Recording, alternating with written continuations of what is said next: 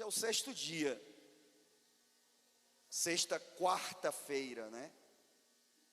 Amém? E eu estava, óbvio, a gente, são 7 quartas-feiras seguidas que a gente tem que estar ministrando dentro daquele tema. Parece simples, mas não é. E eu ficava refletindo, e de repente veio essa palavra: eu vou curar. E o texto, para mim, é um dos textos assim mais tremendos das Escrituras. Eu, particularmente, quando eu leio essa passagem, eu me empolgo. Me empolgo porque um homem que inclusive nem judeu era um romano, e ele era um homem de posição, também é bom que se diga isso, né? Ele era um centurião e pelo jeito era um homem de muita posição, né? Era um homem que estava dominando sobre Israel, amém? Tem que também ser considerado isso, porque eu digo isso porque ele demonstra uma humildade incomum. Há um romano que dominava sobre quase o mundo todo daquela época, e ele era certamente um dos responsáveis pela Judéia toda. Mas ele demonstra, irmão, uma humildade que é fora do comum. Ele, ao ponto de dizer: olha, eu não me sinto digno que o Senhor entre na minha casa. Porque essa frase que eu estou citando, eu acho que eu nem cheguei a falar, porque é no livro já de Lucas, capítulo 8, ou é 7 ou é 8, né? Porque aí cada evangelista, cada escritor, ele acaba dando algumas nuances que o outro não observa. E ele se pronuncia através dos anciãos, né? Nesse texto não, mas no de Lucas, ele usa os anciãos para irem falar, interceder a Jesus por ele, não por ele diretamente, mas pelo servo dele. E eu quero hoje também, inclusive, em cima do que a gente observa aqui, você hoje vai apresentar alguém da sua, não sei, da sua família, da sua ciclo de amizade, alguém que você talvez até está já, né, intercedendo por essa pessoa, para que Deus possa fazer algum milagre na vida dessa pessoa. Eu acredito que tem pessoas aqui que estão fazendo isso, sim. Diga amém. Eu creio assim. Então o Senhor vai curar. Quantos creem, recebe e aplauda bem forte o Senhor. Então é uma passagem que me empolga. Não é só inspira, não é só inspiração, mas até chega a empolgar. Que bom seria, irmão, se todos nós tivéssemos a visão, a atitude desse centurião. Eu não tenho dúvida, Deus ia fazer coisas grandes e poderosas no nosso meio e através de cada um de nós. Diga glória a Deus. Mas vamos ser sinceros, né? Muitas vezes nós não agimos assim, deixamos muito aquém. Inclusive o próprio Cristo, né? Ele no final do contexto aqui, ele faz uma observação: nem em Jerusalém eu vi tanta fé. E você sabe que Jerusalém é o centro mundial da fé, irmão. Até hoje, se você chegar em Jerusalém hoje, tem pessoas lá de todo mundo buscando. Alguns vão lá por muros da lamentação, apresentar pedidos, pedir a Deus algo. É o centro da fé mundial. Até hoje é disputado. Jerusalém é disputada por muçulmanos, judeus, cristãos. Mas Jesus aqui, ele faz uma afirmação poderosa: nem em Jerusalém eu vi tanta fé.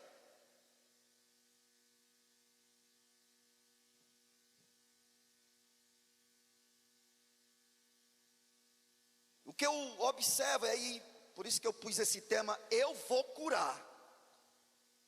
Porque com a pergunta, né, a indagação ali do centurião, meu servo está nessa situação, tipo um paralítico e atormentado também. E aí Jesus, ele vai e diz, eu vou curar ele. Eu entendo que Jesus, ele não querendo aqui questionar hipótese nenhuma, né? Por exemplo, se fosse algum de nós, eu não sei o que a gente falaria para um indivíduo desse. Vamos lá ver que seja feita a vontade de Deus. Quantos estão entendendo? Imagine você falar de uma forma dessa para um homem que tem uma fé tão grande quanto aquele centurião. Jesus conhecia ele, e Jesus, quando ele terminou, vamos lá que eu vou curar ele. Diga glória a Deus. Aplauda o Senhor. Vamos lá que a gente vai tentar. Vamos lá que seja feita a vontade de Deus. Não, vamos lá que eu vou curar ele.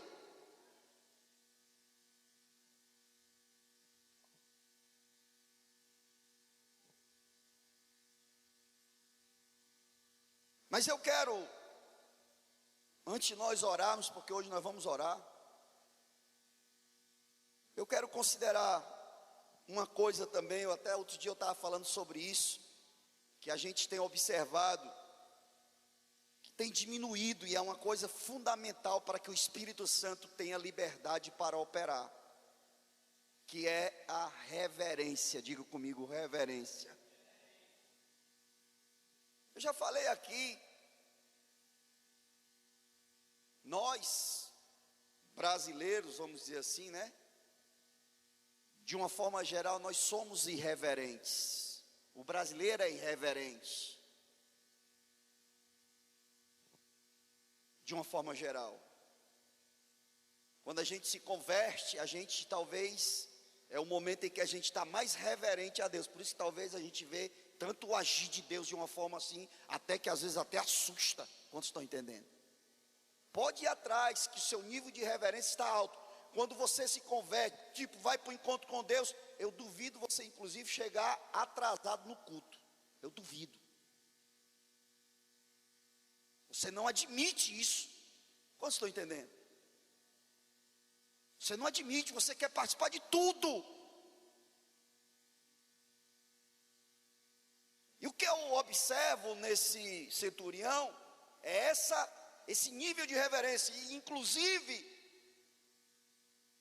os anciãos lá em Lucas 8, depois você lê Lucas 8, eles usaram o argumento para não convencer Jesus, mas para dizer, Jesus, é válido, porque ele era um centurião. Lembra quando aquela mulher cananeia chegou para falar com Jesus, querendo um milagre? Jesus disse, não, mas eu fui enviado para os filhos de Israel. Amém? Inicialmente eram os filhos de Israel, não é?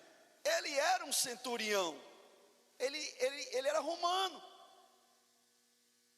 Então os anciãos foram até Jesus e disse, olha, é válido, é lícito o Senhor abençoá-lo, porque eles dão uma razão. Ele nos edificou a sinagoga, é tipo uma igreja. Amém? Imagine, nós estamos aqui no desafio para colocar o piso na igreja. Eu já tive que comprar um celular para a gente fazer rifa, para poder dar para a gente fazer. Quantos estão entendendo? E aquele homem, ele sozinho edificou toda a sinagoga para o judeu. Amém? Mas por que ele faz isso? E por que ele fez isso? Ele demonstra, inclusive quando ele se expressa para Jesus, eu não sou digno de os receber, eu me achei assim, eu me vejo assim. Quantos estão entendendo? Quando a gente se converte, irmão, a gente às vezes, sei lá, se disser, olha, bota um pano no rosto aí, porque tu está na casa de Deus, a pessoa vai botar, ela é completamente reverente, completamente submissa, completamente assim, rendida. Quantos estão entendendo? Deus se agrada disso. Deus se agrada disso.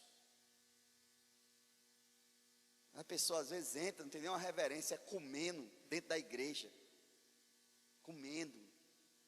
Essas coisas normal, banal. Quantos estão entendendo? É sério, isso para mim é irreverência. Normal. Nada a ver. Estamos cultuando a quem? Quantos estão entendendo? E eu vou até aproveitar o gancho e ensine os seus filhos também. Que às vezes a pessoa quer dar o cala-boca do menino. Não, o cala-boca do menino é o celular. E dá o celular. Não, meu filho, fica aí com o celular na hora do culto. E o menino tá.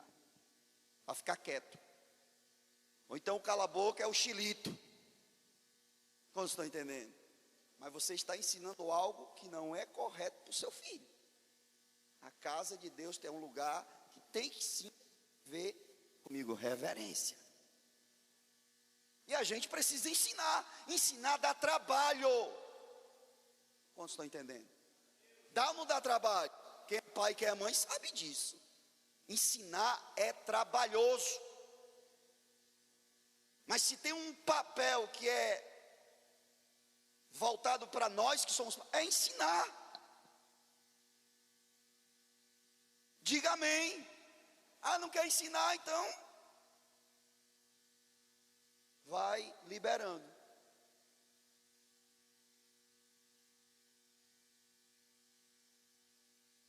Até os diáconos estão preocupados. Pastor, quando botar o piso aí, chiclete, a gente tem dificuldade ali. Eu digo, irmão, eu creio que Deus vai descer o fogo do céu. Porque o esforço que nós estamos fazendo para botar esse negócio, se for um indivíduo desse fazendo um negócio desse, que Deus desça fogo do céu.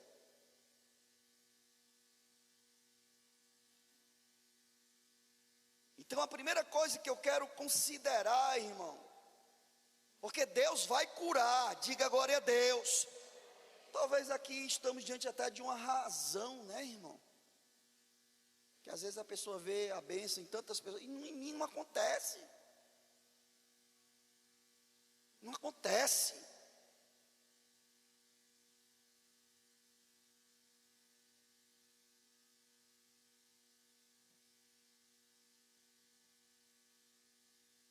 Então ele foi tão reverente, que ele disse, olha, eu me julguei, não julguei eu a mim mesmo como digno de receber o Senhor. Quantos aqui entendem que não são dignos de ter o Espírito Santo? Nós não somos.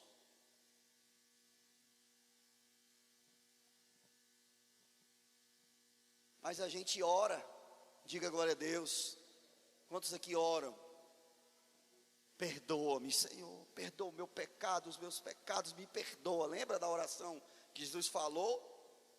Isso também está associado à reverência, reconhecer a debilidade, a fraqueza, mas pedir, Senhor, derrama a tua graça sobre a minha vida, restaura o meu coração, eu quero, Senhor.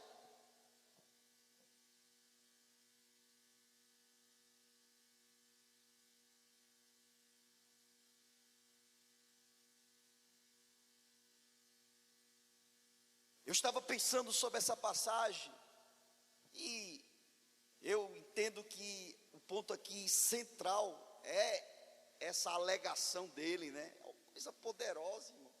Ele usou algo que é do dia a dia dele, para dizer, Senhor, eu sou um homem que sou sujeito a autoridades, ou seja, tem pessoas que estão acima de mim, e eu tenho que obedecer. E eu também tenho pessoas que estão sob a minha autoridade, abaixo da minha autoridade. E essas pessoas também têm que me obedecer. Então eu entendo, Senhor, que o Senhor nem precisa vir aqui. Basta o Senhor dar uma palavra, e o meu servo será curado. Então, sabe, eu fiquei refletindo sobre isso, irmão. Escute o que eu vou lhe dizer. Quando a pessoa realmente está numa fé que é a fé descrita pela Bíblia, a fé poderosa, viva. O sobrenatural é uma coisa comum. Percebe que Jesus foi chamado e disse: olha, ele está paralítico e ele está terrivelmente endemoniado.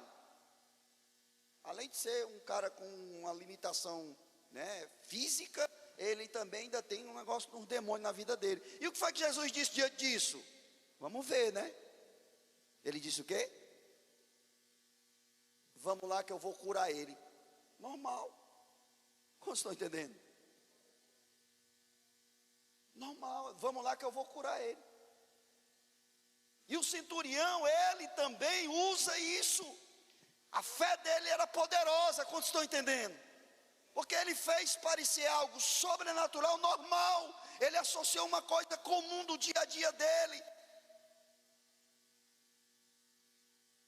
E ele simplesmente diz: olha, eu tenho isso, e eu, quando for, ele tem que fazer. Então eu não tenho dúvida, Senhor, que se o Senhor der uma palavra, o Senhor não precisa estar na minha casa, não. Se o Senhor der uma palavra, ele vai ser curado.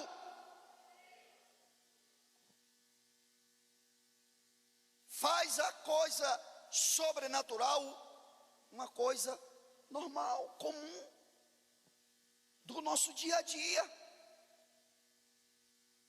E eu entendo que essa é algo que é necessário, e nós também, não diferente desse homem, temos essa possibilidade. Diga glória a Deus.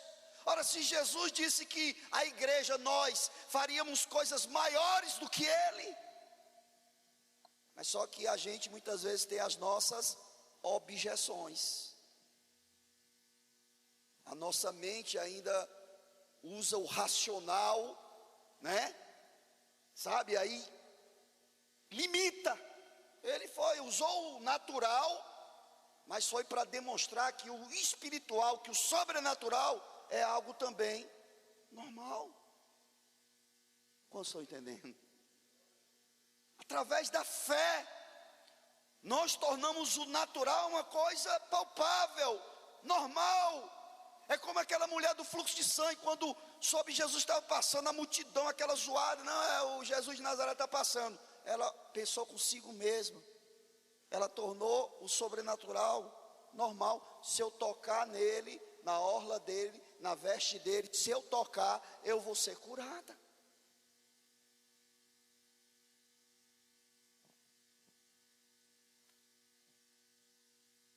Quantos estão entendendo? Nós temos que pedir muito a Deus. Senhor, aumenta, diga, aumenta a minha fé.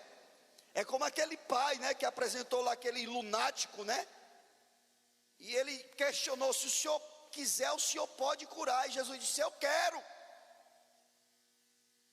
Para tirar logo a interrogação da mente daquele indivíduo. Aí ele vai e diz: pois então me ajuda na minha pequena fé. Ele diz: olha, minha fé é pequena, mas me ajuda na minha pequena fé.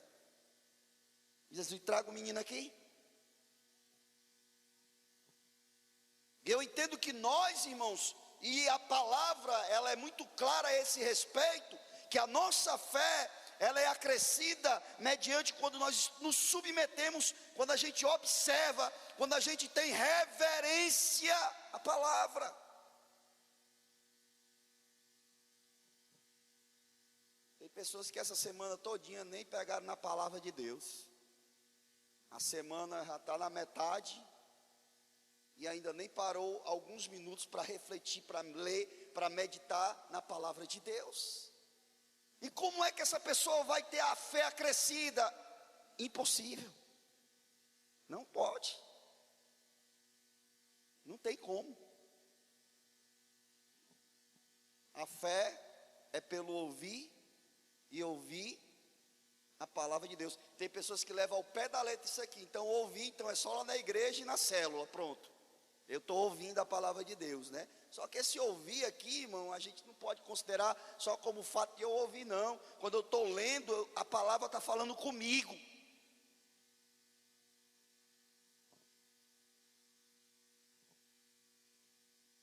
Quantos estão entendendo?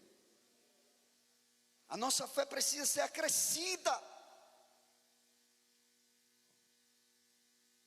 Jesus, ele ressalta, ele chama a atenção das pessoas que estão próximas a ele, e a nós também, porque esse texto aqui não está aqui por acaso.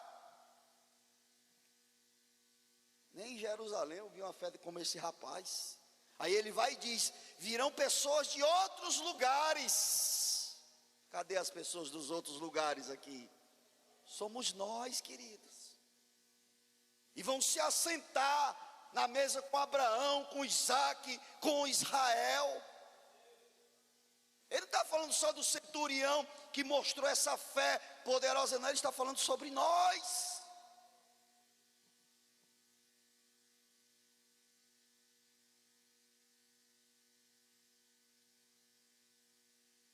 Mas isso, irmão, óbvio que exige de nós, óbvio, observar a palavra dele, ter, sabe, esse desejo, essa reverência, o nosso espírito ser ministrado, diga glória a Deus, a nossa fé aumentar.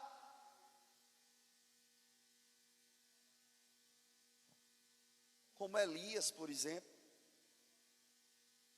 Elias, meu Deus, eu fico olhando a oração de Elias e digo: Senhor, eu quero orar só como Elias, porque tem gente que faz um esforço tão grande para orar, e Elias faz uma oração assim, curta. Eu digo: olha, Senhor, Deus de Abraão, de Isaac e de Israel, seja hoje aqui entendido que Tu és Deus, e que eu sou Teu servo, e que tudo que eu estou fazendo aqui é conforme a tua, eu não estou inventando nada não, eu estou fazendo tudo conforme a tua palavra. Manifeste-se hoje agora, que tu és Deus, e desce fogo do céu, e consome aqui esse sacrifício. De repente o fogo veio, não teve muita complicação.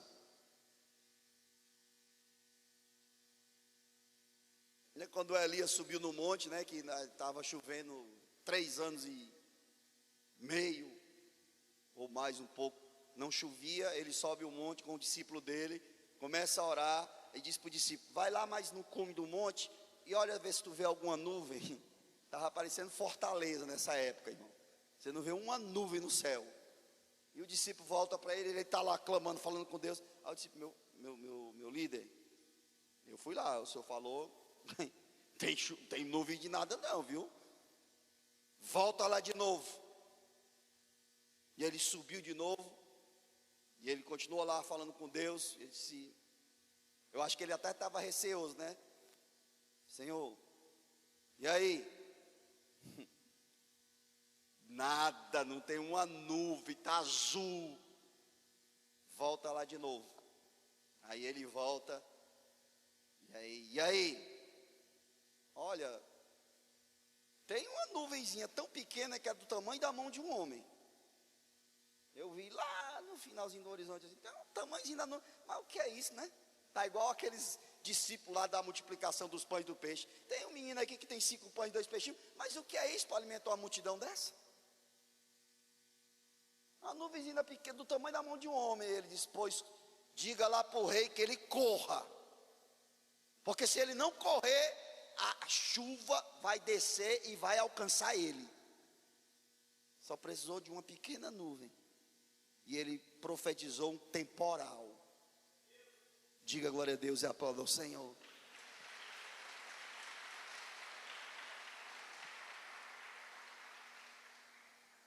Fé.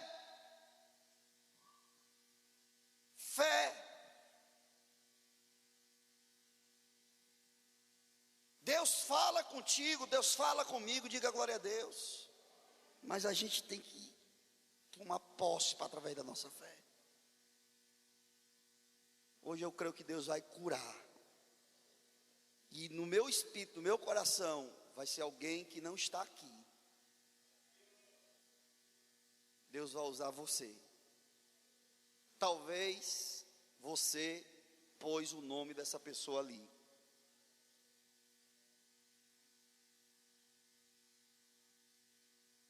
E Deus quer curar. É como ele disse ao centurião: eu vou e eu vou curar ele. Aí o centurião não precisa ir lá. Só basta dizer uma palavra. Uma vez eu tive uma experiência com isso, nesse procedimento. Foi até com a tia da pastora. Eu estava na casa dela, não foi a título de cura, mas foi a experiência que Deus me deu. Estávamos na casa dela, da tia dela, estavam lá com muitos problemas espirituais. E aí, antes de nós irmos embora, a tia dela havia revelado, né, que estava praticamente se separando do marido. Eles não tinham mais nada intimamente há muito tempo. Não conseguiam. E quando a gente orou e tal, que a gente já estava para ir embora, ela falou: ó, inclusive, ele saiu, foi tal do negócio de um jogo, mas toda vez que ele vai para esse jogo, ele chega aqui embriagado. Às vezes nem chega no mesmo dia, às vezes é no outro dia, bêbado. E é desse jeito sempre. Aí eu lembro que eu olhei para ela e disse: olha, você crê que eu vou orar e Deus vai visitar ele onde ele estiver? E ele não vai beber? Aí ele olhou para mim e disse: eu acredito. Aí eu pus a mão na cabeça dela e disse assim, foi uma oração simples, não precisa complicar. Eu disse: Espírito Santo, visita esse indivíduo agora. Agora. Visita ele agora. E terminamos a oração. Eu fui para casa. Depois de alguns dias, a gente teve contato com ela. Aí ela disse para mim, eu nem lembrava mais, irmão. Ela disse: irmão Marcelo, você lembra daquele dia que você veio aqui com a Messia? E foi tal. Sim, com certeza.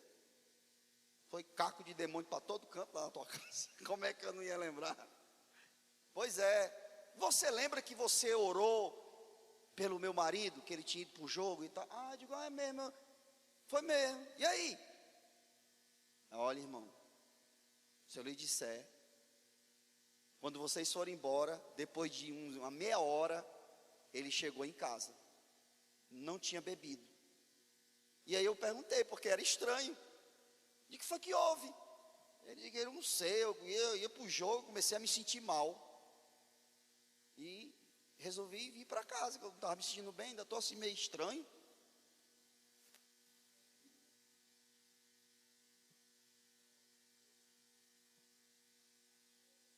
Ele não, para Deus, irmão, não há e não tem distância. A distância está aqui na nossa mente. Diga glória a Deus. É a nossa fé. Ele se converteu. Amém.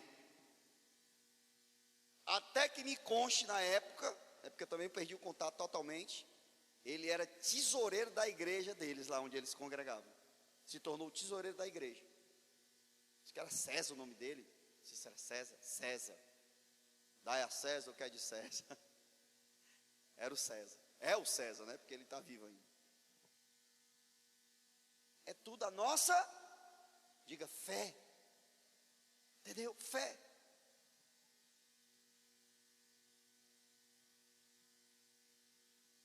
Deus quer curar. Ele disse: eu vou curar ele. Ele não falou: não, vamos ver lá o que é que vai dar. Não, eu vou curar ele.